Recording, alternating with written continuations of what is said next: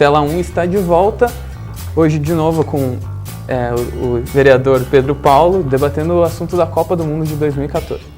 Um ano depois da Copa do Mundo de 2010, a África do Sul sofre com os chamados elefantes brancos. São construções feitas para o evento que hoje estão paradas, sem nenhuma utilização. Vamos acompanhar na reportagem a seguir como a sociedade africana está se virando com as construções. Um dos assuntos mais debatidos no que se refere à Copa do Mundo do Brasil em 2014 é a relevância dos investimentos financiados com dinheiro público e os resultados definitivos que eles trarão para a cidade-sede. Se é possível aprender através do exemplo, o caso da África do Sul, sede da última Copa de 2010, é um exemplo fortíssimo do que não se deve fazer. Entre 2003 e 2010, o orçamento público previsto pelo governo sul-africano para o Mundial aumentou em 1,7%, chegando na casa dos 8 bilhões de reais em obras de estádios e infraestrutura. Quase 2 anos depois da Copa, a herança é preocupante. 5 dos 10 estádios especialmente construídos e reformados para a Copa dão prejuízo anual. Somente em Porto Elizabeth, o custo de manutenção por ano ultrapassa os 8 milhões de dólares pagos pelo poder público. Além da falta de eventos esportivos que preencham a capacidade dos estádios, a cada ano os custos de manutenção aumentam e transformam os estádios em grandes problemas econômicos. As dúvidas sobre o dinheiro gasto com a Copa no Brasil e o retorno estrutural que ela dará ao país são válidas se analisarmos o exemplo da África. Mesmo sendo um país onde o futebol é o principal esporte, será um desafio ao país não seguir o exemplo africano e não construir grandes elefantes brancos custeados com o dinheiro público. Bom, essas fotos que você viu aí são numa série de reportagens que a Gazeta do Povo fez na África do Sul, um ano depois da Copa do Mundo 2010. As fotos são do repórter, do fotojornalista Albari Rosa. Vereador, na matéria nós vimos fotos de estádios construídos que agora estão parados, principalmente pela África do Sul não ter uma tradição tão grande em torneios de futebol. O fato do Brasil ser um país ativo futebolisticamente deixa de lado a nossa preocupação a respeito de um caso semelhante acontecer no Brasil? Eu acho importante diferenciar, né? A África do Sul, um país que também cresce, que tem uma cultura diferente da nossa, inclusive no esporte. O esporte mais praticado na África do Sul é o rugby. Por isso, os estádios de futebol, alguns inclusive, parece que estão sendo demolidos, né? O que para nós aqui, eu entendo que, em especial para o sul, para o sudeste do Brasil, até para o nordeste do Brasil, os estádios eles podem ser um legado também. Eu acho que dificilmente um estádio, uma arena da Baixada, e mesmo outros estádios que nós temos, serão elefantes brancos. Eu tenho uma certa preocupação em relação a estádio, por exemplo, no Amazonas, em Manaus, no Mato Grosso, em Cuiabá, se de fato haverá público para utilizar bem aquele equipamento. Em Manaus e em Cuiabá os estádios são públicos, diferente aqui do Paraná, de Curitiba e de Porto Alegre, são privados, e o de São Paulo. Mas São Paulo eu acho muito difícil, não acredito que aquilo vire um elefante branco, porque nós somos o país do futebol. As pessoas amam futebol, gostam de futebol. As pessoas brincam na rua, jogam bola na rua, ainda brincam de bola de meia, né? Diferentemente do que aconteceu lá na África. Agora, de modo geral, eu acho que o legado de investimentos lá na África, com exceção dos estádios, foi positivo, né? Os investimentos que eles receberam em mobilidade urbana, as várias cidades da África do Sul que receberam jogos da Copa em 2010, receberam muitos turistas, os turistas continuam indo até lá, e eu soube de problemas relacionados à falta de capacitação da mão de obra hoteleira na África do Sul para receber os turistas. Acho que também nisso o Brasil leva uma vantagem, porque o brasileiro também é hospitaleiro, adora falar inglês, adora trocar ideias com um argentino.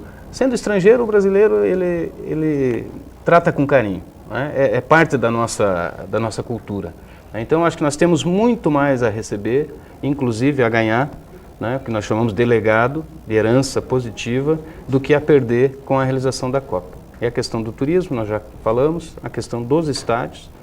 E é importante também destacar que o estádio para a Copa é um estádio diferente daquele estádio tradicional que nós temos como Couto Pereira. É um estádio menor, é uma arena menor, e ela tem que ser multiuso.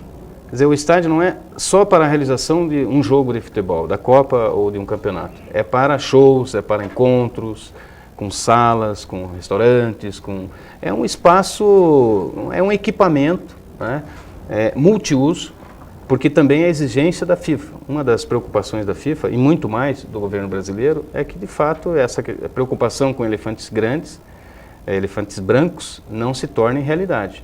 Eu tenho preocupação em algumas cidades, mas no conjunto do Brasil, eu acho que será um equipamento bem utilizado. E basta ver um jogo de terceira divisão no Nordeste do Brasil. O Santa Cruz é um time do Nordeste que está na terceira divisão e o estádio lota para assistir o jogo do time que é amado por aquela cidade. Então, eu acredito que os estádios, na sua grande maioria, serão bem utilizados depois da Copa. Vereador, nessa mesma reportagem da Gazeta do Povo, quando voltou um ano depois da Copa na África, de 2010, foi apurado, foi constatada uma redução na taxa de homicídios nas regiões que aconteceram a Copa. Porém, essa redução foi constatada apenas nas regiões nobres, nas periferias a taxa permaneceu a mesma e em alguns casos até aumentou após a Copa. Como que vai ser isso no Brasil? Como que o senhor espera que isso vai acontecer no Brasil? A gente corre esse risco também?